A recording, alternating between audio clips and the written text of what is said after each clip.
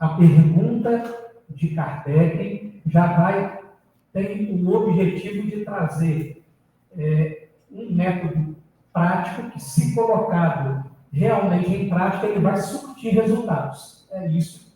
É essa pergunta que ele dirige aos espíritos, né? E aí, o espírito de Santo Agostinho responde: não? Um sábio da antiguidade vos disse. E aí, por que Santo Agostinho inicia a resposta desse jeito? Percebamos que essa parte da resposta podia ser eliminada. Bastaria que ele respondesse: conhece-te a ti mesmo, não é verdade? Porque a pergunta, né, é de um meio prático mais eficaz para se melhorar nossa vida. A resposta poderia ser: conhece-te a ti mesmo. Por que Santo Agostinho colocou esse trecho aqui antes do conhece-te a ti mesmo? Porque o convite é antigo. O convite não é de hoje, né? Esse convite reverbera aí pelos séculos, esperando que nós o aceitemos.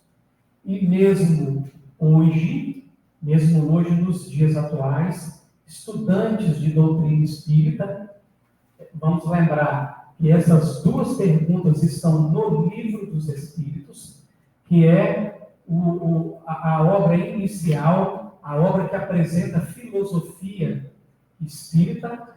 Ainda é muito pouco praticado pelos espíritas nos dias atuais. Muitos poucos de nós nos dedicamos à autoanálise, ao autodescobrimento, ao autoconhecimento, né?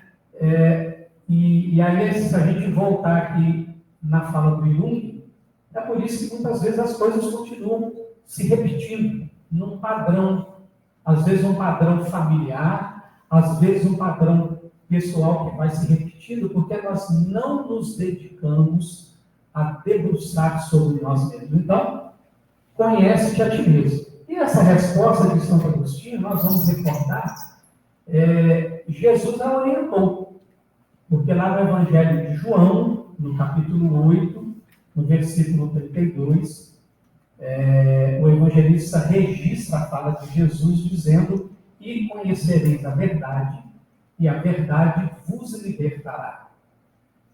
Lá na questão 919A, Kardec, dando seguimento à pergunta 919, ele diz: compreendemos toda a sabedoria dessa máxima, mas a dificuldade está precisamente em se conhecer a si próprio. Qual o meio de chegar a isso? E aí a resposta é a seguinte, né? Fazei o que eu fazia quando vivi na terra. No fim de cada dia, interrogava a minha consciência, passava em revista o que havia feito e me perguntava a mim mesmo se não tinha faltado ao cumprimento de algum dever, se ninguém teria tido motivo para se queixar de mim. E aí o próximo slide a gente vai pular para uma outra sequência da resposta, né? Ou seja, não é a resposta completa, né? O conhecimento de si mesmo é, portanto, a chave do melhoramento individual. Mas direis: como julgar a si mesmo? Não se terá a ilusão do amor próprio que atenua as faltas e as torna desculpáveis? O avaro se julga simplesmente econômico e previdente. O orgulhoso se considera tão somente cheio de dignidade. Tudo isso é muito certo, mas tendes um meio de controle que não vos pode enganar. Quando estáis indecisos quanto ao valor de uma de vossas ações, perguntai como a qualificaríeis se tivesse sido praticada por outra pessoa. Se a censurardes em outros, ela não poderia ser mais legítima para vós, porque Deus não usa de duas medidas para a justiça. Procurai também saber o que pensam os outros e não negligencieis a opinião dos vossos inimigos, porque eles não têm nenhum interesse em disfarçar a verdade E geralmente Deus os colocou ao vosso lado como um espelho, para vos advertir com mais franqueza do que o faria um amigo. Então, muito bem, vamos voltar aqui. Quando Santo Agostinho fala do tempo em que ele viveu na Terra, né, vamos lembrar que nessa época não existia energia elétrica, não existia celular, não existia rede social, não tinha shopping, não tinha nada disso, né? E então fazer um exame ao final do dia se tornava mais simples, né? Mas é preciso adaptar para a nossa realidade, para os tempos atuais, né? Eu, por exemplo, faço o meu exame de consciência ao acordar. Quando eu acordo, eu revejo o dia anterior. A Bárbara, por exemplo, faz em períodos do dia, não é isso, Bárbara?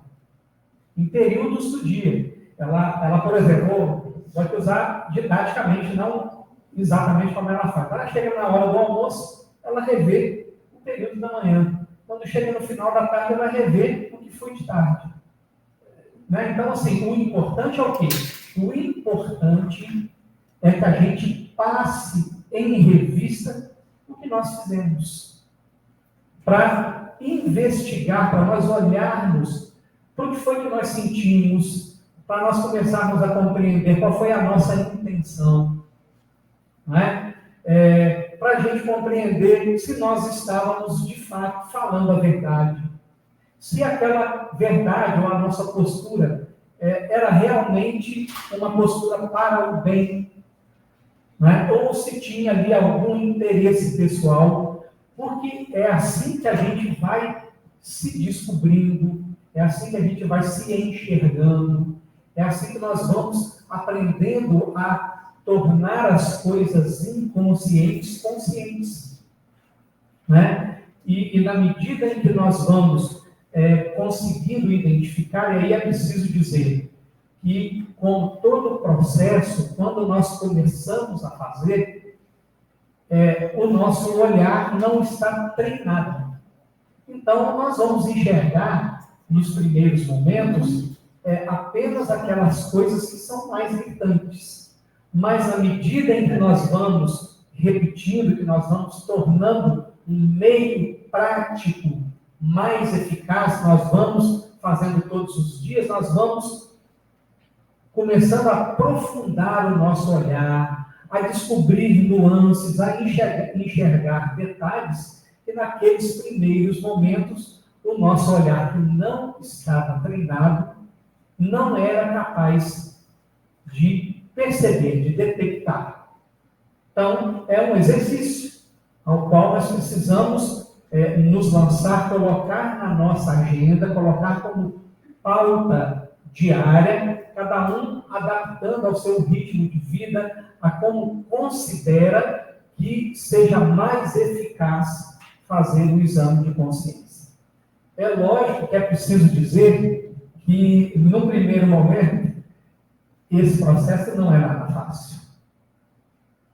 E por que ele não é nada fácil? Não é nada fácil porque a nossa autoimagem, que o nosso ego tem de si mesmo, ela é completamente distorcida em relação à nossa realidade psicológica. Nós nos achamos melhores do que somos. Não é? Nós temos uma lente chamada orgulho, que, via de regra, atua na gente da seguinte maneira: os meus defeitos, que são deste tamanho, o orgulho me faz enxergá-los deste tamanho. E as minhas qualidades, que são deste tamanho, o orgulho me faz enxergá-las deste tamanho. As qualidades dos outros, que são desse tamanho, o meu orgulho me faz enxergá-las deste tamanho. E o defeito dos outros, que é deste tamanho, o meu orgulho me faz enxergá-los deste tamanho. Então, mexer nessa estrutura de visão, mexer nessa identidade que nós construímos ao longo da evolução com orgulho, é um processo doloroso. Não é um processo simples. É reconhecer aquilo que Allan Kardec deixou registrado lá na questão 101 de O Livro dos Espíritos, quando ele define as características dos espíritos de terceira ordem, que nós somos propensos ao mal. E identificar isso é a oportunidade que nós temos de nos libertar do mal que existe em nós mesmos para dificultar a influência do mal que vem de fora. Então, o mal que vem de fora só atiça e nos estimula porque o mal existe dentro.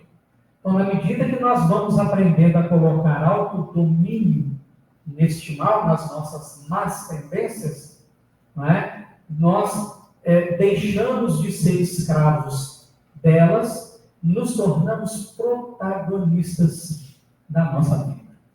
E aí a Joana de Ângeles, lá na introdução do livro O Ser Consciente, ela nos traz a seguinte reflexão, não é? O ser consciente deve trabalhar-se sempre partindo do ponto inicial da sua realidade psicológica, aceitando-se como é e aprimorando-se sem cessar. Somente consegue essa lucidez aquele que se autoanalisa, disposto a encontrar-se sem máscara, sem deterioração. Para isso, não se julga, nem se justifica, não se acusa, nem se culpa. Apenas descobre-se. E aqui, para a gente refletir um pouco sobre a fala da Joana, né? É importante que a gente preste atenção aqui, ó. Partindo do ponto inicial da sua realidade psicológica. Então, nem sempre a realidade psicológica é aquilo que nós discursamos em público ou como nós nos comportamos em público. Dado que um dos mecanismos de defesa que nós temos são as máscaras, né? Ou as personas. Né? E eu costumo usar um exemplo muito didático para falar do que é a nossa realidade psicológica. Certo? Então, por exemplo, eu estou aqui de Havaianas, o que não é verdade, né? Então é só didática, eu estou de Havaianas, desço aqui e vou lá atrás, perto do meu amigo Ney, pegar um copo de água. No meio do caminho aqui, eu sento o dedinho no pé de uma dessas cadeiras aí. Como é que vocês acham que vai ser a minha reação aqui em público na frente de vocês? Não é, Luzio? Vou fazer cara de paisagem, vou dizer, alguém vai me perguntar, machucou? Eu vou dizer, tá tudo bem. Né? Agora, esbarro eu o dedinho na cadeira em casa. Como é a reação? Aí está a realidade psicológica. Né? Porque quando eu chutei o dedinho aqui, internamente eu senti vontade de xingar, de quebrar a cadeira, né? De culpar alguém, de falar, quem foi que botou essa cadeira neste lugar? Mas como eu estou em público, né? Então eu contenho essas reações, porque elas não seriam bem vistas. Mas em casa a gente normalmente não contém. E é por isso que quando a gente se autoexamina, nós começamos a entrar em contato com a nossa realidade psicológica. E aí o que a gente encontra, a gente aceita, porque é nosso. É nosso. Não é? Aí a gente começa a entender o seguinte, tudo bem, o Márcio me fez raiva, mas aí eu preciso investigar a raiva que o Márcio me fez. Né? Quando eu não investigo a raiva que o Márcio me fez, eu apenas digo assim, ó, eu só fiquei com raiva porque o Márcio me provocou. E tudo bem, o Márcio tem a parcela de responsabilidade dele na questão. Mas, então eu me descubro raivoso, vingativo, ciumento, invejoso, mentiroso, manipulador, chantageador, eu vou me descobrir, eu aceito. Isso é meu, está em mim. O que o Márcio fez foi só estimular. Então, tirou do inconsciente, tornou consciente. E aí, né, a partir do momento em que eu aceito que é meu, eu ganho condições de me aprimorar em relação àquilo, me tornando atento, consciente àquele material que foi descoberto, né? E aí, vamos agora prestar atenção na parte de baixo. Olha o que ela está dizendo aqui. Somente consegue essa lucidez aquele que se autoanalisa, disposto a encontrar-se sem máscara, sem deterioração. Para isso não se julga, nem se justifica, não se acusa, nem se culpa, apenas descobre-se. Como nós somos espíritos que ainda não logramos o processo de educar os sentimentos, educar as nossas emoções, é preciso compreender que o sentir para a gente é inevitável. Então, nós vamos ver uma postagem numa rede social, por exemplo, ou nos chega pelo WhatsApp, e aquilo vai nos irritar. Só da gente abrir e ler, nós vamos ficar irritados. Ou se anuncia, por exemplo, como ocorreu há não muito tempo atrás, de que chegariam chuvas intensas aqui na nossa região, o medo é inevitável. Nós vamos sentir o medo. O que a Joana está dizendo aqui? Ela está dizendo para nós que o problema não está no que a gente sente. O problema está no que a gente vai fazer com o que a gente sente. Então, o problema é o que eu vou fazer com aquela irritação que surgiu. O que eu vou fazer com o medo que surgiu. O que eu vou fazer com a raiva que surgiu. Isso tudo vai desmontando aquela lente do orgulho que nos colocava num patamar de superioridade em relação aos outros, e como espíritas, por puro descuido do estudo da questão 101, porque quando Kardec fala lá na questão 101, preponderância da matéria sobre o espírito, significa que todos os espíritos em expiação e prova no planeta Terra têm a preponderância da matéria sobre o espírito. Quando ele fala de propensão ao mal, todos os espíritos estagiando em expiação e prova no planeta Terra são propensos ao mal.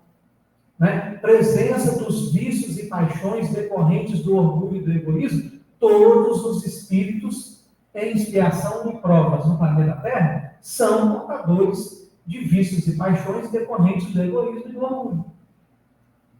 Então, entrar em contato com este material que nós temos ignorado, ou temos reprimido, ou temos negado, é justamente esse material, de um lado, que nós vamos precisar trabalhar para colocar nele um autodomínio. Mas, exame de consciência não é só encontrar o ruim, é também encontrar o bom. Quando a gente está olhando lá no dia, qual foi o momento em que eu fui autenticamente bom? Em que a minha intenção foi verdadeira em auxiliar, né, em ser útil ao meu semelhante. E na medida em que eu encontro os aspectos positivos no meu comportamento, esses aspectos precisam ser estimulados, exercitados, para que eles não apenas se sedimentem, mas eles se expandam no nosso comportamento. Lembrando que os espíritos vão dizer para Kardec na codificação que se o egoísmo é o pai de todos os vícios e atrapalha a aquisição das virtudes, a caridade é a mãe de todas as virtudes. Daí, Kardec classificar o verdadeiro espírita como aquele que se transforma moralmente e se esforça para dominar ou domar as suas más inclinações. E aí continua, né? Para que um exame de consciência seja eficaz, é preciso disciplina. Disciplina. Disciplina. Diga, Tati. A gente vai tomar ou a gente já consegue excluir? Alguma coisa bem nada? Quanto tempo tem o egoísmo em você, Tati? Não, tu falou de alguma coisa. Não. Alguma coisa a gente vai. Já consegue. Para que o exame de consciência seja eficaz, é preciso disciplina. Não se examina a vida vez ou outra. É uma análise diária, por vezes até mais de uma vez ao dia. É exercício de vigilância, humildade e atitude. Como estou? O que posso mudar? O que ainda não consigo, mas reconheço que preciso transformar? É possível reparar o erro? Se sim, como? Se não, como não tornar a cometê-lo? Portanto, é preciso escolher o momento do dia ou momentos e ser fiel a este encontro bendito. E tão importante quanto identificar os pontos fracos do próprio caráter, é identificar também os acertos, para adubá-los, incentivar comportamentos positivos, reconhecê-los sem temer ferir a humildade. Então, não vale para nós, né? Dia de 24 horas, dormimos em média 8 horas, nos sobram 16 horas de vigília. Né? Não vale dizer para nós que nessas 16 horas de vigília, nós não conseguimos retirar 15, 20 minutos, meia hora, para fazer o exame de consciência. Uma das falas de Santo Agostinho, na resposta à questão 919A, que eu não coloquei aí, ele diz assim: vale retirar alguns minutos por dia para construir uma felicidade eterna. Né? Então, ou seja, e aí eu ouvi, não faz muito tempo, de um companheiro espírita de Itaperuna, que disse a seguinte frase: doutrina espírita sem autoconhecimento é um texto qualquer.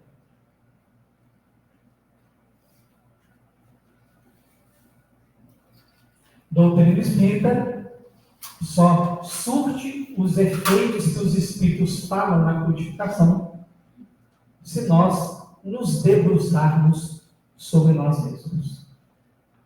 Não é? Como nós estamos falando, estamos fazendo uma capacitação mediúnica, né? E como nós sabemos que nós estamos num relacionamento constante com os desencarnados, quando é que a fala é só minha? Quando é que a fala é enxertada? Quando é que eu estou sendo instrumento de tropeço para o meu semelhante? Quando é que a minha verdade, que eu acho que é justa, agride, ao invés de esclarecer, ao invés de sustentar, ao invés de libertar? Quando é que a minha omissão contribui para o atraso da comunidade onde eu vivo? Quando é que eu estou sendo manipulado pelas trevas, pelos opositores do Cristo, para me manter calado diante de uma injustiça? Ou quando é que sou manipulado por eles para mexer na estima de alguém? Quando é que manipulado ou inspirado, melhor dizendo, pelos espíritos superiores, eu me abro para o bom e para o belo? Se a gente não se investiga, se a gente não se autoanalisa, essas perguntas ficam sem resposta. Aliás, elas nem chegam a existir no nosso campo mental, porque nós simplesmente não as cogitamos. Nós vamos vivendo num automatismo, agindo de maneira mecânica, sem examinar o que nos acontece, o que sentimos. Daí a fala de Platão: uma vida que não é questionada não merece ser vivida, porque a vida é conduzida. Ela está nos conduzindo. Os eventos estão nos conduzindo. O que nós sentimos está nos conduzindo. E nós somos meros passageiros da vida. O convite da autoanálise do exame de consciência é que nós nos tornemos protagonistas da nossa própria vida. Alguma pergunta? Alguma colocação? Podemos seguir? Ué, estamos no estudo. Pergunte. Muitas perguntas, muito difíceis.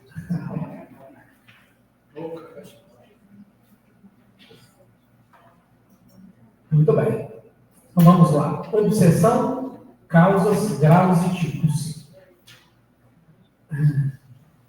Emmanuel disse que a obsessão é o pior flagelo deste século. E gente, isso que está escrito aqui, nós comprovamos todas as terças-feiras no atendimento fraterno e na psicoscopia que o SEMA oferece aqui no salão de baixo. Nós podemos afirmar, sem medo de errar, que a humanidade hoje sofre uma pandemia obsessiva. Né? E a gente vai ver aí as razões. Né? De fato, as conquistas da tecnologia atual são tantas que o apelo material à mente humana é também muito forte. Somos estimulados a obter valores materiais e a concorrer com as pessoas, para que cada vez mais tenhamos coisas e galguemos condições sociais que nos confiram prestígio e poder. Assim, muitas vezes acabamos por deixar em segundo plano, ou mesmo totalmente de lado, a questão da fraternidade, da caridade, do convívio amistoso, sobrevindo então as oportunidades de instalação do processo obsessivo. Diga-se de passagem que nem dentro de uma casa espírita nós estamos isentos da influenciação espiritual negativa.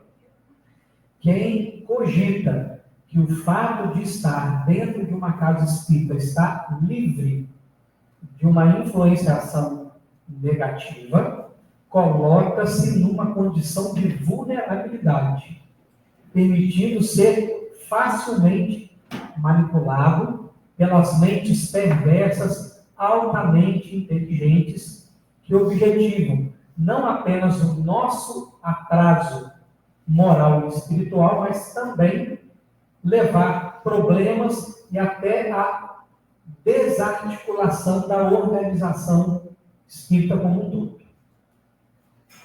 Né?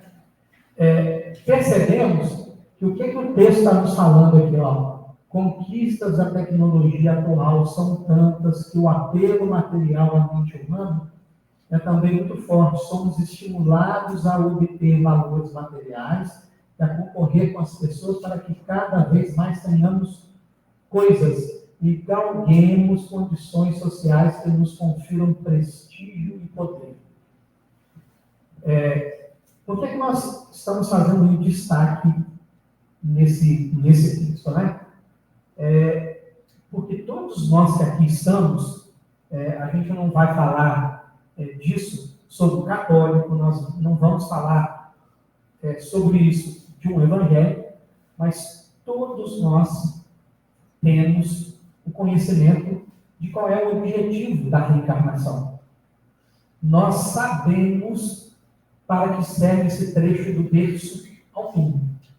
Né? E quando nós desequilibramos o espiritual e o material na nossa conduta, pendendo para o material, isso aqui se torna uma distração. Eu me distraio do que é o essencial, daquilo que é o primordial. Né? Então, quando eu me dedico exageradamente às questões da matéria, obviamente, está sobrando pouco tempo para cuidar das coisas espirituais. Né? E a fala de Jesus, lá naquela passagem, em que tentam pegá-lo numa armadilha sobre pagar ou não o tributo a César, né? Quando perguntam a ele se era lícito ou não pagar o tributo, ele pede a moeda, né? Ele pede o denário e pergunta de quem é essa imagem e inscrição. Aí as pessoas falam de César. E ele responde: dai a César o que é de César, e dai a Deus o que é de Deus. Então, propondo que haja um balanceamento entre as nossas atividades e lutas no campo material com as nossas atividades e lutas no campo moral, no campo espiritual. Quando a gente tende mais para a matéria do que para o espírito, isso aqui vira distração, vira sedução. E aí há um desvio de finalidade. Nós nos desviamos da finalidade para a qual nós nos reencarnamos, que é o melhoramento intelecto-moral. Né? Nos reconciliar com o nosso passado através das expiações que sofremos na vida atual e progredir através das provas que nos testam. Não é? O orgulho, vaidade, ódio, uso impróprio do poder, atos de desamor, inveja do bem, covardia moral, sede de vingança, aviltamento do sexo, vícios de conduta e distorção de compromissos afetivos são apenas alguns dos males morais que podemos oferecer como antenas aos obsessores para a instalação de um processo obsessivo. E aí a pergunta que não quer calar é: algum de nós aqui dentro hoje não tem pelo menos um desses defeitos?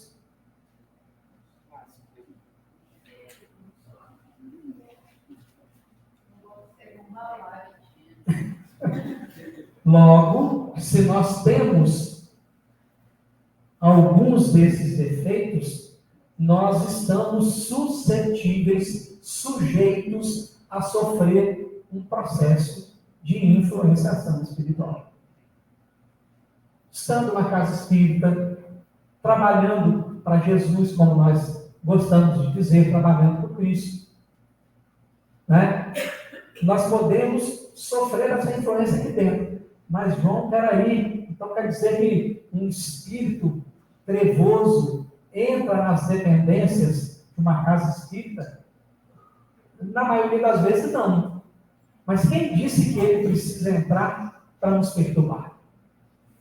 Se nós oferecemos essa sintonia, né, essa afinidade para eles, há uma ligação energética. Eles ficam lá fora, nós aqui dentro, a ligação estabelecida, e lá de fora, eles nos perturbam, eles nos manipulam. Não é? Lá de fora, eles nos sugerem pensamentos de ódio, de vingança, contra companheiros de trabalho, pessoas de quem nós gostamos. Lá de fora, eles muitas vezes manipulam o nosso olhar. A pessoa falou A, nós entendemos B. E aí a verdade que fica para a gente não é o A que a pessoa falou, foi o B que equivocadamente nós escutamos. E é por isso que o Evangelho sugere, né? Jesus diz assim: se o teu irmão pecou contra ti, ide até ele em particular e fazer-o sentir a falta. Se o teu irmão te ouvir, você ganhou o teu irmão. O que a gente entende dessa fala de Jesus é que é a busca por uma conversa fraterna e não despejar uma verdade vibrando em violência, em raiva, em agressão, que ao invés de erguer o outro, fazer o outro enxergar o equívoco, fere, machuca. E se a pessoa não está num dia de um equilíbrio relativo, a fala mal colocada pode jogar o outro no chão. Cristãos fazendo isso. Né? Então, compreendendo que nós temos esses defeitos, não todos, mas alguns, o que lá no exame de consciência precisa nos dar? A ciência de onde isso aqui está se manifestando em nós. Né? Eu já contei isso algumas vezes, mas, enfim, eu estava assistindo um filme no cinema uma vez, e o vilão, no filme anterior, o vilão havia destruído mais da metade dos mocinhos. E o último filme de alguma forma, ia reverter aquela questão. Né?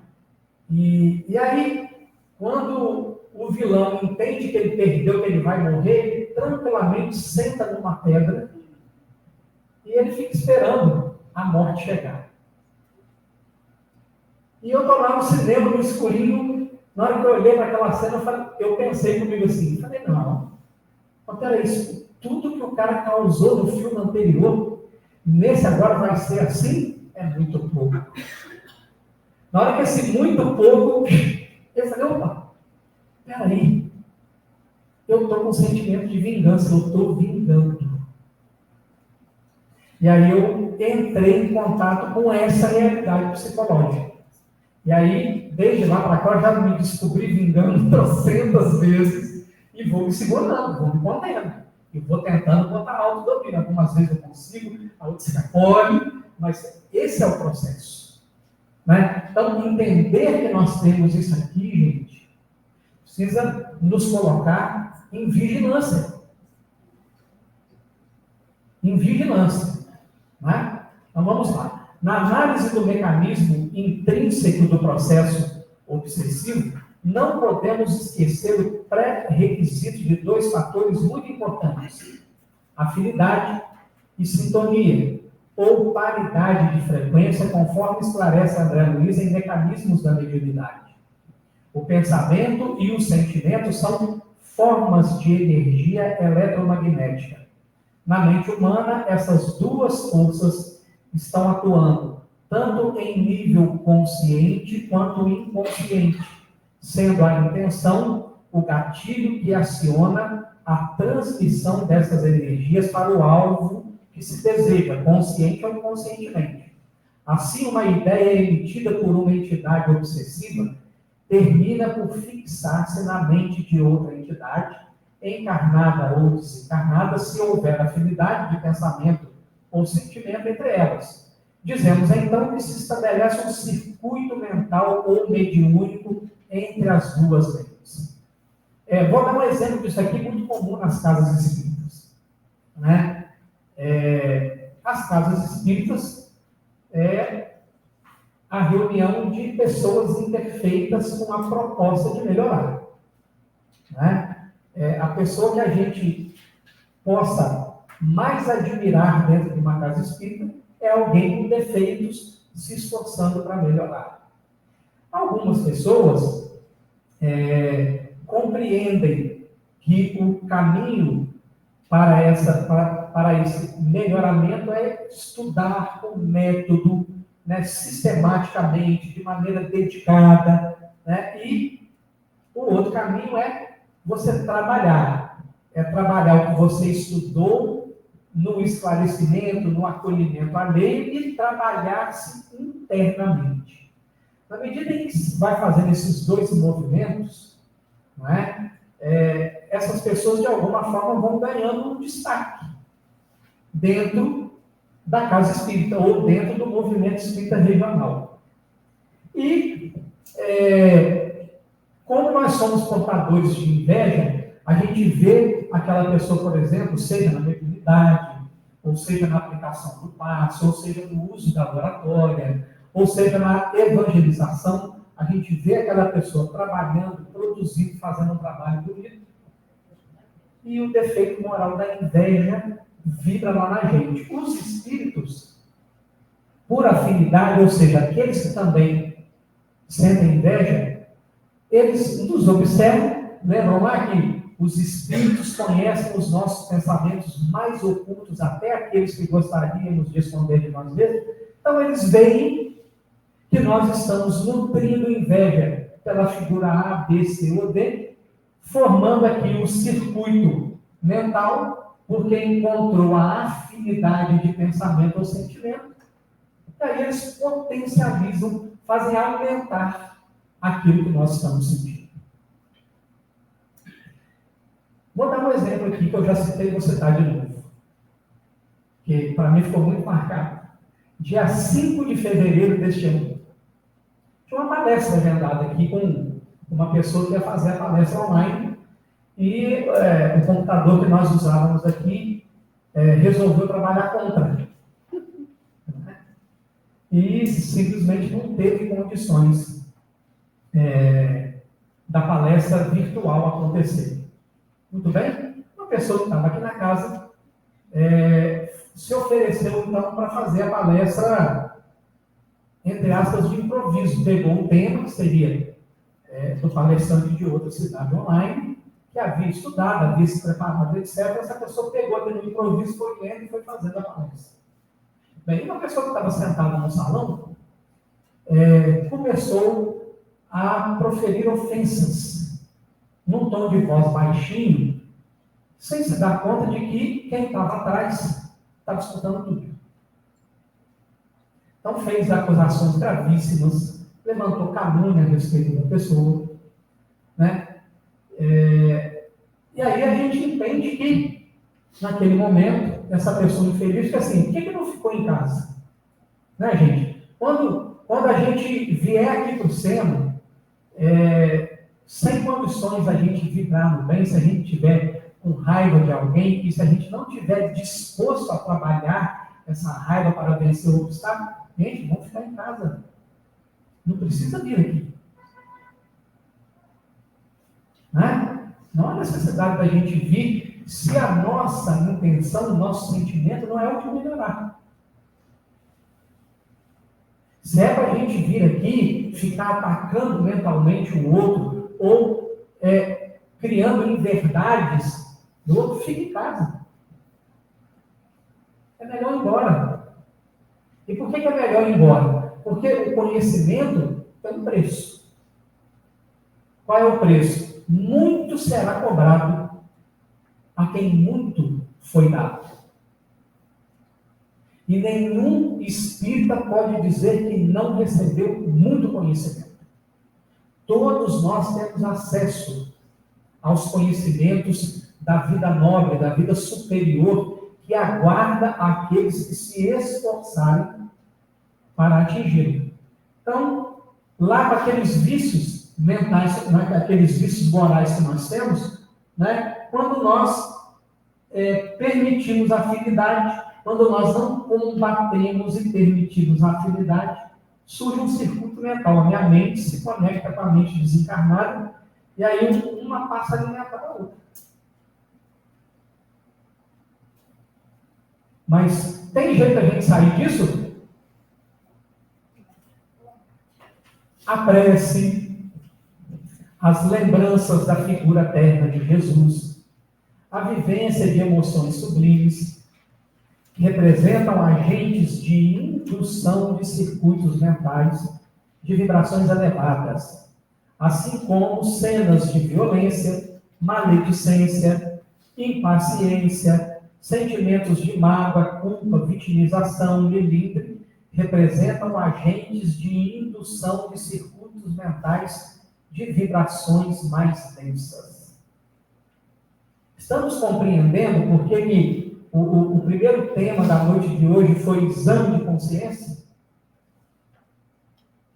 Quando eu tomo posse disso aqui, eu posso criar dificuldades para que aqueles que querem, que trabalham a favor da minha queda moral, não cheguem ao fim dos seus propósitos. E, ao mesmo tempo, se eu tomo conta e combato isso em mim, eu atraio os bons espíritos, porque eles entendem que há em mim uma sinceridade de melhoramento, um desejo sincero de melhoramento. Tá? Ô, João, Oi. sabendo tanta verdade, esclarecedoras, ao mesmo tempo dá um desespero e vontade de chorar muita coisa. Quer dizer, chorar é pouco, né? Porque por mais que nós estejamos à procura do progresso melhor, é muita coisa. É muita coisa desesperador, porque... Você não pode voltar lá. Uma vez eu comentei que uma vez eu chamei minha irmã para vir aqui. Eu falei assim, você acredita na doutrina espírita? Não, eu acredito que isso e aquilo. Mas vamos lá. Não, eu não quero lá não, eu tenho medo. Eu acho que é por causa disso, saber a tamanha verdade das coisas e depois cair nisso que você falou, ser cobrado. Porque nem todo mundo está sujeito a ser cobrado. Né? Pois é, só que nesse caso, Michael, o muito será dado, muito será cobrado aqui, muito foi dado, a gente precisa levar, isso na verdade precisa ser uma alavanca que realmente nos impulsione a esse melhoramento. Né? Não é muito pior, Michael,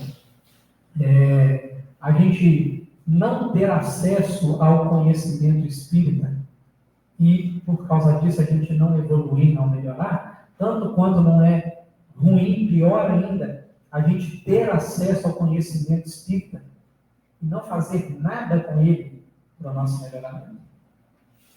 Prefiro ter acesso. Hã? Ei, fala, madrinha. Vamos falar rapidinho aqui sobre o processo de Por favor, se você quiser até vir aqui. Vem te disser. Vem sim. Pode falar aí. O pescoço fica ruim. Quando eu comecei a estudo do céu, eu tinha uma companhia que vinha, assistia as palestras comigo, permitia a minha avó. Ele era aéreo e eu tinha como meu anjo guardião. Mas quando comecei a estudar, eu entendi que eu precisava de fazer uma mudança de umas atitudes e comecei a mudar. Só que eu acordada, né, eu estava de vigília, estava tranquilo. Mas a partir do momento que eu adormia como acontecia, o meu espírito voltava a fazer as coisas que eu não queria mais. Queria abrir mão disso. Até que um dia, eu estava meio acordada, meio dormindo, percebi que eu estava saindo, indo para a esbórnia, como eu falei na época, e eu não queria ir. E como já era tarde da noite, eu não quis perturbar ninguém, era a Cida que normalmente me convida nessas atitudes. Eu simplesmente resolvi, eu apelei para a espiritualidade. E foi ali que eu entendi o ponto de responsabilidade que eu tinha nesse processo obsessivo. Por quê? Porque a resposta que ele deu quando a espiritualidade o convenceu a se afastar de mim, me fez sentir uma culpa enorme, porque ele falou que ia tranquilamente, mas que era eu que trazia. Então, quer dizer, não era ele que estava me obsediando, né? Éramos ambos. E simplesmente tínhamos essa ligação aí. Só que aí sumiu e passou. Eu só fui descobrir que ele era aquele que eu entendia como meu anjo guardião, depois que eu percebi a falta dele. Então, ele não era o meu anjo guardião, era um espírito que me obsediava e que eu também o obsediava. A partir desse momento que eu entendi que eu não queria para mim, o que eu estava fazendo com ele, acabou a ligação. Muito bom. Já que você falou em culpa, José, então vamos lá. André Luiz, nos esclarece que o complexo de culpa é um forte agente de indução do processo obsessivo, representando um gancho através do qual os nossos obsessores nos atrelam ao seu comando. Em seu livro Libertação, André Luiz relata que um espírito, conhecendo o sentimento de culpa de determinada senhora, também desencarnada, começa a agredi-la com acusações, inclusive verbalizando: você não passa de uma loba, de uma loba, de uma loba. Desejosa de se autopunir, a senhora aceita mentalmente a sugestão do obsessor, transmutando o seu perispírito na forma animalesca de uma loba, manifestando a licantropia. E entre nós, é muito comum acontecer o seguinte, voltando lá naquele exemplo do eu falo A e o Márcio entende B. Né? Então, dentro desse exemplo, o meu A vira lá na cabeça do Márcio, quando há ali aquele campo mental, aquela conexão mental, a sugestão a lá, ele está te ofendendo, a lá, ele está te humilhando, a lá. Ele está falando mal de você, o olhar de deboche dele. E, na verdade, aqui em mim não tem nada disso. Eu não estou vibrando em nada disso pelo Márcio. Mas como o Márcio, e é por isso que é importante lá o autoconhecimento. Por que o Márcio está se sentindo inferior? Por que o Márcio está se sentindo incomodado com a minha fala?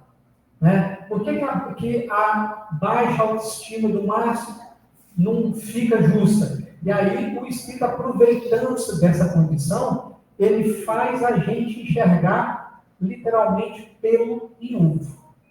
Enxergar coisa aonde não tem. Aí falas que estão dentro de um contexto de estudo são lidas como direcionadas especificamente para a gente. Tem certeza que o João falou para mim. Tem certeza que aquela fala foi para mim. Parece até que ele sabe o que eu estava pensando. Não, gente. Às vezes é só o estudo, né? É o que o texto convida a gente a refletir, né? Mas como nós não nos conhecemos, eles se aproveitam dessa ignorância para fazer a gente, para criar animosidade uns com os outros. Para que falas que são direcionadas, que o texto permite que a gente fale sobre elas, sejam entendidas como falas pessoais de provocação, né? Como deboche, como ironia, quando na verdade não é. João, posso? Pode. Naquela outra parte, quando fala ali que o espírito, ele pode... Então, você tem uma antena, quase uma simbiose das mentes. Isso. Na outra parte, fala que através de prece e tudo, mas chega um ponto que quando a pessoa se conecta de uma tal maneira, futuramente, vamos supor assim, que ela tem consciência do que está acontecendo e continua levando aquilo para a vida, ela consegue sair fora ou vai chegar uma hora que não tem mais jeito? Daqui a pouquinho nós vamos falar disso, porque faz parte do processo da obsessão simples, da fascinação, da subjugação. Vamos só lembrar, gente, de um fato, já que nós estamos falando de influência espiritual, né? Vamos só lembrar de um fato capital que está lá na Bíblia, que está nos evangelhos de Mateus, de Marcos e de Lucas. Não está no de João, porque no evangelho de João, a vida pública de Jesus começa numa festa de casamento. Mas no evangelho de Marcos, Mateus e Lucas, a vida pública de Jesus começa depois que Jesus é batizado por João Batista no Rio Jordão, se retira no deserto. O que acontece lá no deserto? Ele sofre a tentação do diabo. Né? A primeira tentação é sensorial, que Jesus está com fome, está jejuando, e o Espírito fala para ele, transforma a pedra em pão. E aí ele se defende da onda de pensamento inferior, ele se defende para não estabelecer o circuito mental, ele se defende e diz, está escrito, nem só de pão viverá o homem. Na segunda tentação, isso é muito importante que a gente preste atenção. Na segunda tentação, o diabo leva Jesus na torre mais alta do templo e diz para ele assim, ó, joga-te daí para baixo. Aí presta atenção. Porque está escrito. Então, ó, percebam? O diabo conhece as escrituras. Porque está escrito que os anjos do Senhor te protegerão e não permitirão que nada te aconteça. Então, a gente vai achar que os obsessores da doutrina espírita não conhecem a doutrina espírita?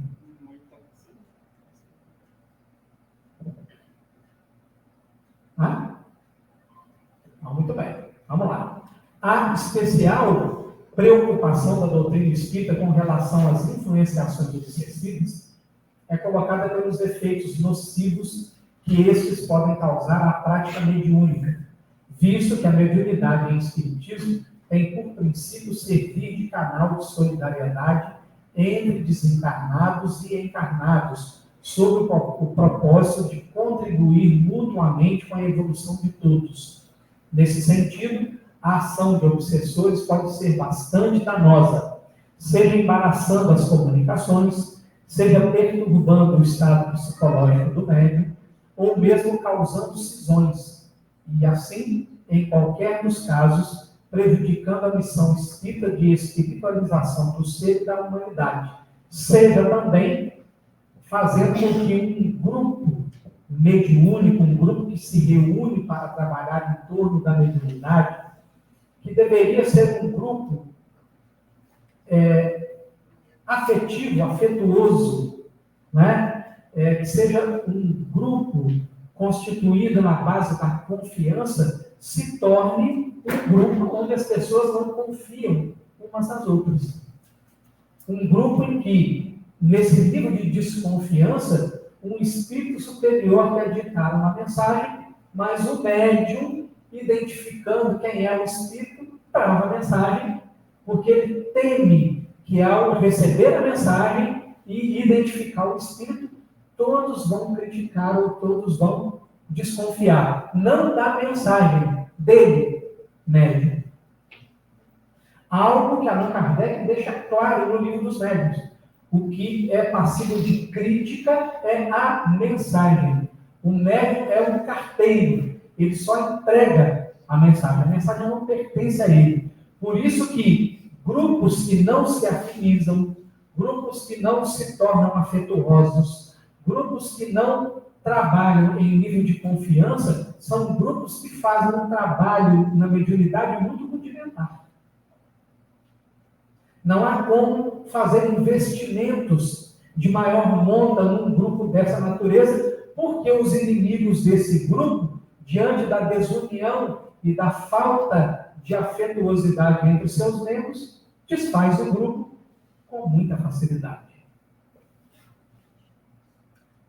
Nesse contexto, podemos reconhecer o assédio de obsessores pelas seguintes características: persistência de um espírito em se comunicar de boa ou má vontade, pela escrita, pela audição, pela titologia e etc., opondo-se a que outros espíritos o façam.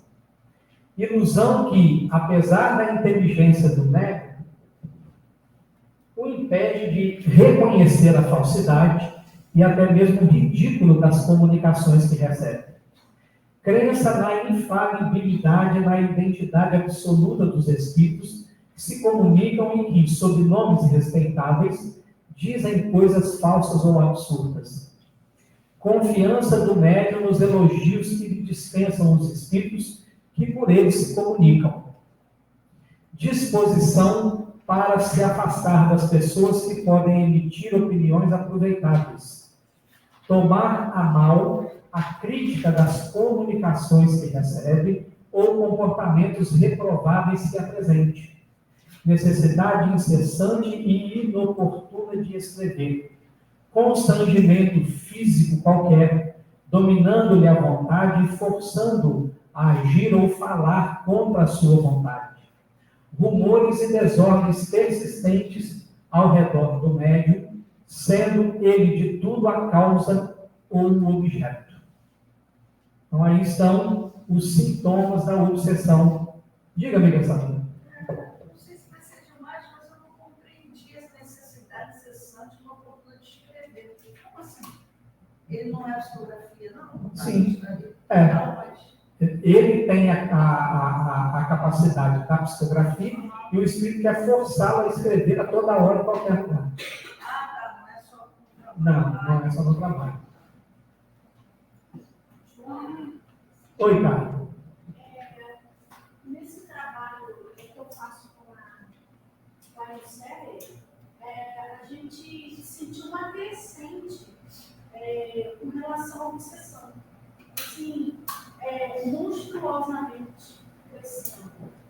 E quando eu falo para as pessoas, quando eu vou passar o retorno, tem muita gente que não aceita que está no processo obsessivo, e eu entendo que esse seria o primeiro passo para a pessoa se libertar, que seria reconhecer que está no processo obsessivo.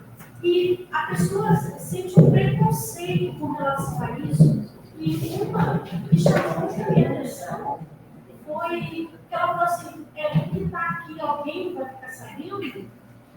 Ela falou assim, como assim? É sigiloso? Eu falei, totalmente.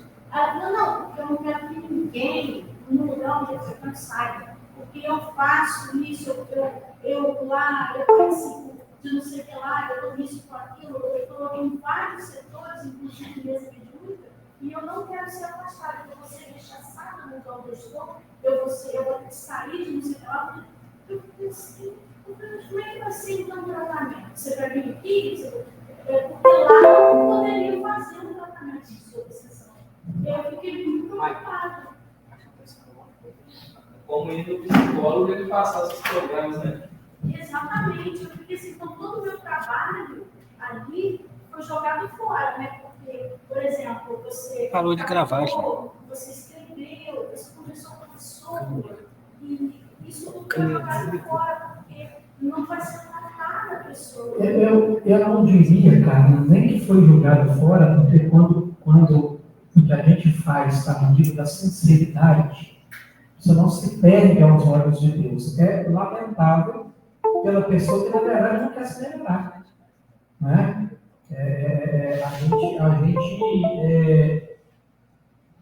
A gente tem a convicção, né, cara, que todas as pessoas que elas são identificadas nesse processo obsessivo e seguem à risca a orientação para a desobsessão, num período de tempo, para uns menor, para outros maior, todos aqueles que se comprometeram se libertam do processo obsessivo. Então, o que indica que tem solução, tem cura, mas para isso é preciso ter o comprometimento da pessoa consigo mesma. Então, o nosso trabalho, cara, ele não se perde. Né? Mas, infelizmente, a pessoa em questão não se aproveita do benefício por questões de natureza pessoal. Isso me lembrou, quando eu cheguei aqui, foi através do processo obsessivo, né? Há alguns anos atrás. A Rose, que era minha amiga lá no Sul, que me encaminhou. E quando eu cheguei, falei com a minha mãe, eu morava com a minha mãe na época, falei que estava passando por um processo obsessivo. A minha mãe falou, não, isso não pode acontecer dentro da minha casa, porque minha mãe tinha um centro espírita, né? Minha mãe falou, não, isso aqui dentro da minha casa não acontece. Nunca um espírito obsessor vai entrar na minha casa. Aí eu falei assim, gente, agora como é que eu vou cuidar? Minha preocupação era tipo, aonde eu ia buscar ajuda para me curar da obsessão, sendo que a pessoa que eu me direcionei, no caso, seria a minha mãe, eu tinha um centro na época, né? E foi muito mais difícil, foi a negação. Pois é. Agora, Mas só que essa observação, João, a gente não mistura uma coisa com a outra. A desobsessão não é impeditivo da maioria dos trabalhos. Tá? São pouquíssimos trabalhos onde há realmente uma questão, né, por conta da harmonização do ambiente, de você não poder ter a presença do trabalhador nesse ambiente. O ambiente da ectoplasmia, por exemplo, é um desses ambientes, né? Tanto para trabalhador quanto para paciente. Mas o fato de estar vivendo uma obsessão não impede que se trabalhe na lei de clínica, não impede que se faça palestra, não impede que se poder encontrar terapia, não impede que se faça estudos, nada disso, né? Aí o passe, né? A questão do passe não é que o processo obsessivo impeça a aplicação do passe. É porque o indivíduo em tratamento de obsessão deve tomar passe. Então, como a gente não está no nível de santidade que a gente vira 2, né? Um para aplicar e outro para receber, a gente tem que fazer, né, a opção do recebimento. E a gente aprende aqui, por exemplo, a gente atende muitos espíritas, mas nós atendemos católicos, nós atendemos evangélicos, nós atendemos ateus, nós atendemos uma variada gama de pessoas a nível do tempo. O que a gente coloca? Para o católico, você tem que vir tomar passe 3 vezes, você tem que assistir palestra? Não. Você vai à missa, você comungue, você faz parte do grupo de oração. Agora, na colocação da casa, a gente tem que entender o seguinte também. Por quê? Por que eu estou falando isso? Para a gente ter cuidado para não responsabilizar uma realidade que a gente desconhece. O movimento espírita é extremamente perverso com relação aos espíritos. Extremamente acolhedor com quem chega na casa, mas extremamente perverso com os trabalhadores. Eu não sei até que ponto, né, porque eu não estava presente até que ponto o medo dessa pessoa é genuíno, no sentido de que ela vai literalmente ser excluída das funções sem que haja qualquer necessidade. Por isso que a gente tem uma necessidade de surgir no atendimento fraterno. Exatamente por conta disso. Então, assim, será que esta pessoa não quer se melhorar? Interrogação. Estou falando porque a fala foi essa. Tá? Ou será que, pressionada pelo julgamento, pelo posicionamento das pessoas da instituição a qual ela está vinculada, ela se vê obrigada a sustentar uma postura? Entendam, gente, que a gente precisa de... E assim, a gente precisa ter muito cuidado, né, com os nossos julgamentos, muito cuidado com os nossos posicionamentos. Né? Vou colocar uma coisa para vocês que hoje eu coloco com a maior facilidade, com a maior facilidade, né? João, como meu terapeuta, sabe o quanto que nós andamos para chegar até aqui, né? Eu fui proibida de dar passe, trabalhar na mesa de junho e fazer palestra porque fui vítima de um estupro. Vocês estão entendendo? Eu estava no baile funk, eu estava indo buscar meu pai. Eu fui sequestrada, violentada, e fui impedida de trabalhar por causa disso. Então, na hora que você talvez mais precise de amparo, você recebe o quê? Deste bonito movimento, né? Então, assim, considerando que a obsessão ela vira um estigma, né? Ela vira um estigma, a gente precisa ter muita cautela. Né? O trabalhador que sofre um processo obsessivo tem que ser acolhido. Ele tem que fazer as coisas? Tem que fazer as coisas. Né? O ideal é que ele faça o evangelho no lar até mais de uma vez na semana. O ideal é que ele mude o padrão mental dele, porque a obsessão não se instala sem que haja uma permissão do indivíduo. Ele precisa estar atento ao que ele precisa se transformar. Diz Emmanuel, o melhor antídoto à obsessão é a transformação do obsidiado. Mas ele precisa também ter esse amparo. Então, assim, eu, com relação a essa pessoa que acaba de relato, por exemplo, eu tenho esperança de que, de alguma maneira, tendo ciência desse quadro, ainda que sentindo necessidade de se esconder, sentindo necessidade de não revelar, ela esteja tentando mudar o padrão mental, fazendo o evangelho lá, né, se dedicando a estudo, e possa vir a se libertar do processo obsessivo, ainda que se vendo constrangida a não mudar. Então, assim, pode ser orgulho, pode ser porque pode, mas pode ser o outro lado também. E é só para ressaltar que tudo é lá. Então, registrado aí, né?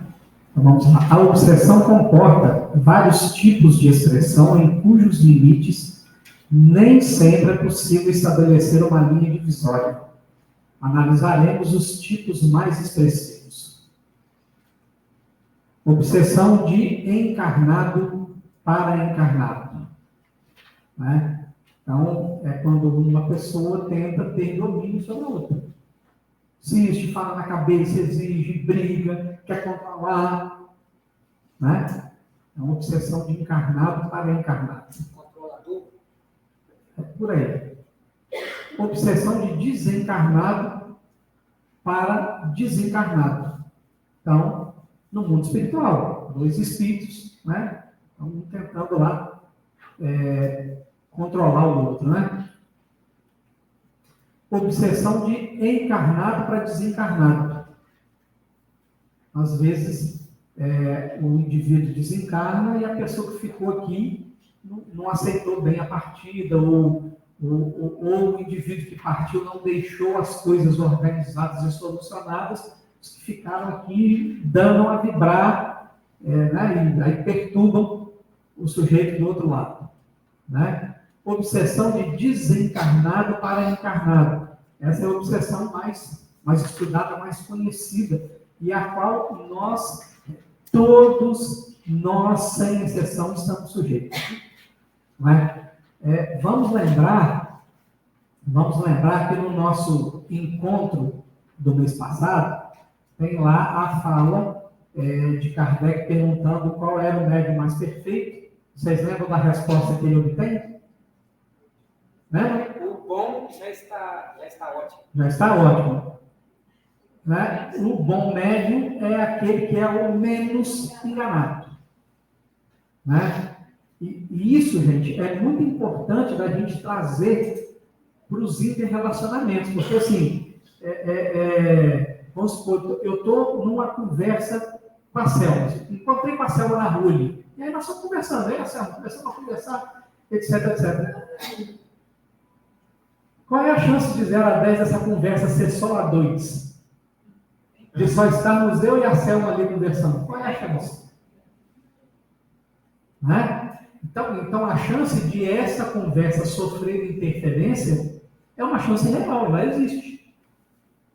Né? E se essa chance existe, será que aquilo que eu ouvi, será que aquilo que eu enxerguei, será que aquilo que eu senti é realmente o que eu ouvi, o que eu senti? E aí, na hora que eu faço uma crítica, ou eu faço um julgamento, ou eu dirijo uma fala a alguém, será que eu estou sendo justo? Eu realmente considerei todos os aspectos da questão?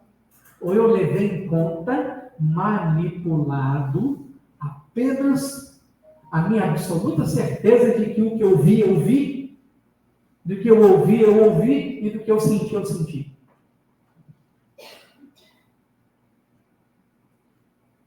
Você levantou a mão, 54B. Passou? Não tá. Obsessão recíproca, né? Então, um tentando dominar o outro, né? E por fim, a auto-obsessão, né? Normalmente, quando a gente se enfia aí, no papel de auto-vitimização, de auto-piedade, né? Com as nossas crenças limitantes por aí, né? A obsessão apresenta caracteres diversos, que é preciso distinguir e que resultam do grau do constrangimento e da natureza dos efeitos que produz. A palavra obsessão é, de certo modo, um termo genérico pelo qual se designa essa espécie de fenômeno, cujas principais variedades são a obsessão simples, a fascinação e a subjugação. Obsessão simples. Dá-se a obsessão simples quando um espírito malfazejo se impõe a um médium, se imiscui a seu malgrado nas comunicações que ele recebe, o impede de se comunicar com outros espíritos e se apresenta em lugar dos que são evocados. Ninguém está obsidiado pelo simples fato de ser enganado por um espírito mentiroso.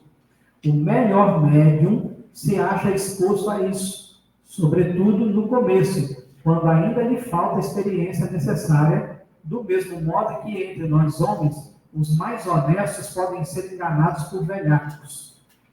Pode-se, pois, ser enganado sem estar obsidiado. A obsessão consiste na tenacidade de um espírito do qual não consegue desembaraçar-se a pessoa sobre quem ele atua. E aí eu vou citar aqui um exemplo meu de ontem, durante a avaliação da ectoplasmia aqui, né? A Carla falava da visão que ela tinha, que ela teve durante os trabalhos, uma visualização de espíritos, uma coloração, a aura de cor azulada, etc, etc. E nesse momento eu fiz uma brincadeira e disse, são os Smurfs. Acabei quebrando a cadeia de raciocínio da Carla, a Carla não conseguiu concluir o raciocínio, me perdoe, amiga, a cara de público, né? Pretendo estar mais vigilante quanto a isso, mas são coisas que acontecem. A brincadeira pode ter brotado de mim mesmo? Pode. Mas eu posso ter sofrido uma influência naquele momento? Também posso. Não é verdade? Né? Eu posso ter atrapalhado a Carla de maneira inconsciente, deliberada? Posso. Não era a minha intenção atrapalhar. Tanto que depois eu dei para ela o ponto de onde ela tinha parado a fala, mas ela perdeu o raciocínio. Então, ou seja, naquele momento, uma interferência negativa acabou quebrando a cadeia de avaliação que a Carla vinha fazendo. Isso acontece com a gente o tempo todo. Diga, Carla. João, um dia de condução do trabalho é muito tenso para mim, entendeu? Aí, eu não consigo captar, porque eu não consigo relaxar. Quando você faz o relaxamento, eu acho que é muito difícil você conseguir relaxar. Então, aí eu tenho dificuldade de captar.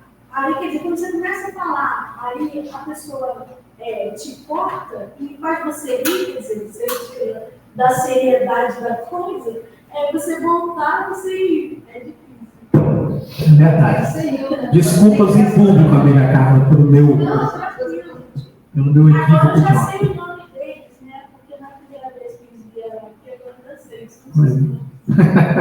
Pois é. Fascinação. Aí bem, o sujeito está lá na obsessão simples. Ele não toma conta, ele vai deixando o processo se aprofundar, ele não vigia o que sente, não vigia o pensamento, pelo contrário, ele muitas vezes vai gostando, ele vai permitindo, né? Ele vai vestindo aqueles sentimentos, vai ampliando o pensamento, chega num ponto que vira fascinação, que tem consequências muito mais graves.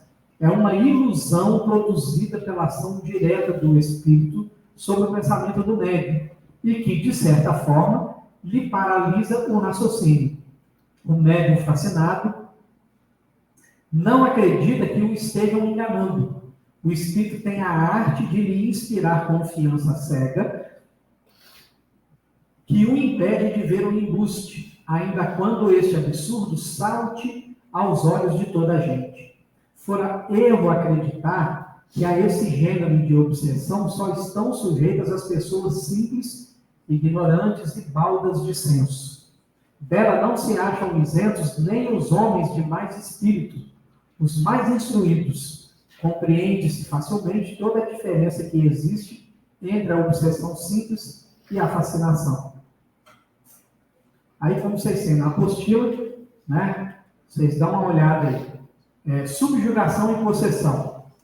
Subjugação é uma constrição que paralisa a vontade daquele que a sofre e o faz agir a seu malgrado.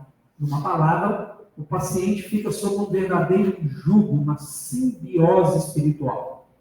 Né? No painel das obsessões, à medida que se agrava o quadro da interferência, a vontade do hospedeiro perde os contatos de comando pessoal, na razão direta em que o invasor assume a governança. A subjugação pode ser física, psíquica e, simultaneamente, fisiopsíquica. E aí, na desobsessão, os recursos da prática espírita, né? A desobsessão espiritual é uma prática espírita adotada para eliminar a ação de espíritos obsessores, ou seja, de espíritos inclinados a fazer o mal e que são capazes de influenciar mentalmente os obsedados. Então, o tratamento de desobsessão normalmente emprega uma série de técnicas. Então, elas estão aí, ó. A prece, né? Então, a prece sincera, né? Ela nos aproxima de Deus. Está lá na lei de adoração. E na prece a gente pode agradecer, pedir ou louvar. Então, quando a prece é sincera, ela vai mudando a sintonia, ela vai mudando a afinidade, a frequência daquele circuito mental que nós oferecemos ao espírito.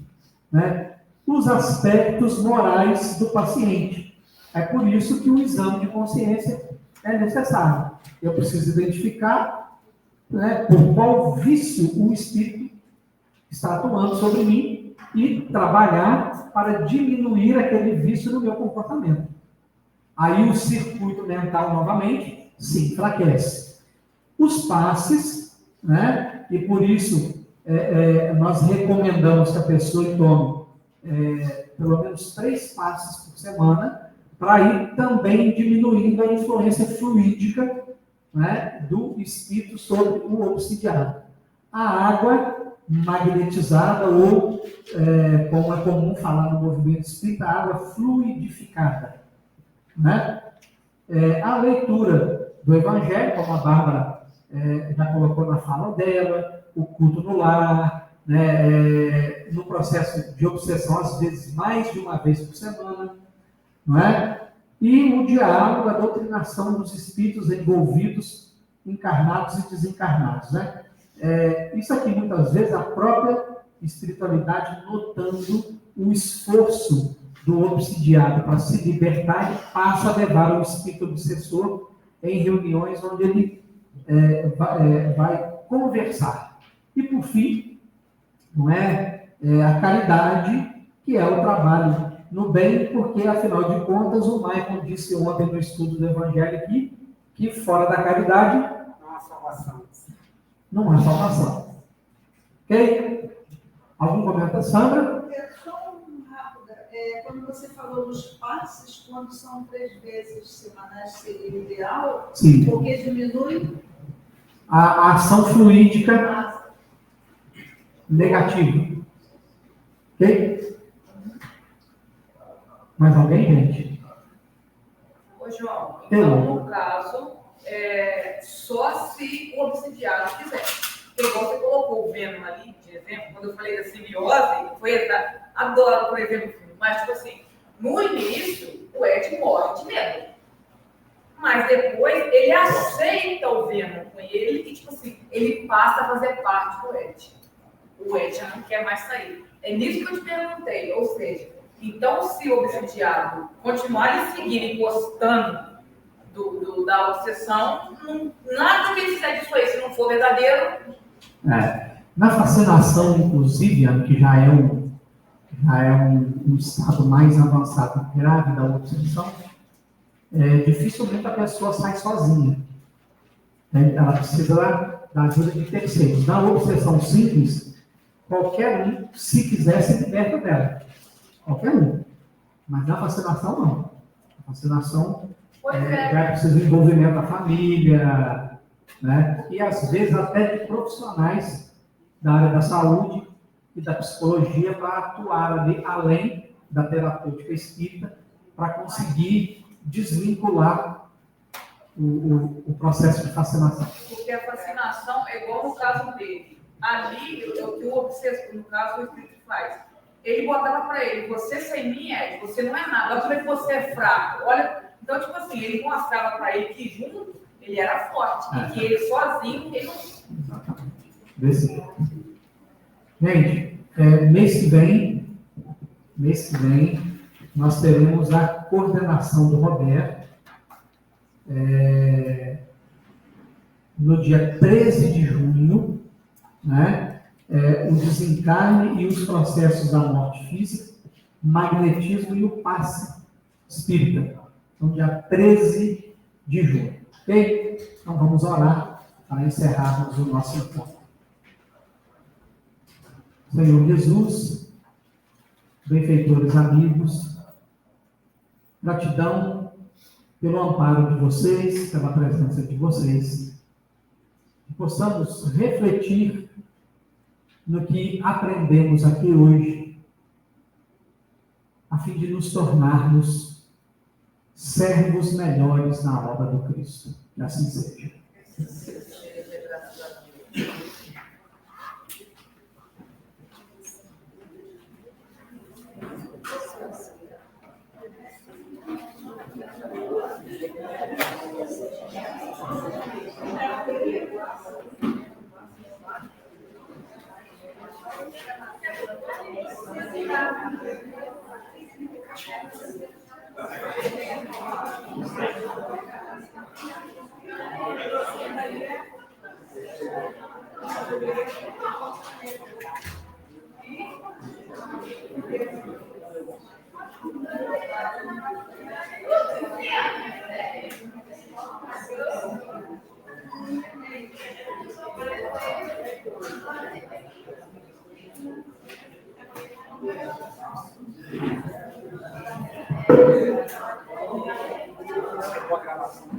Ela perdeu os 15 mil sinais, mais ou menos. Ela parou de funcionar.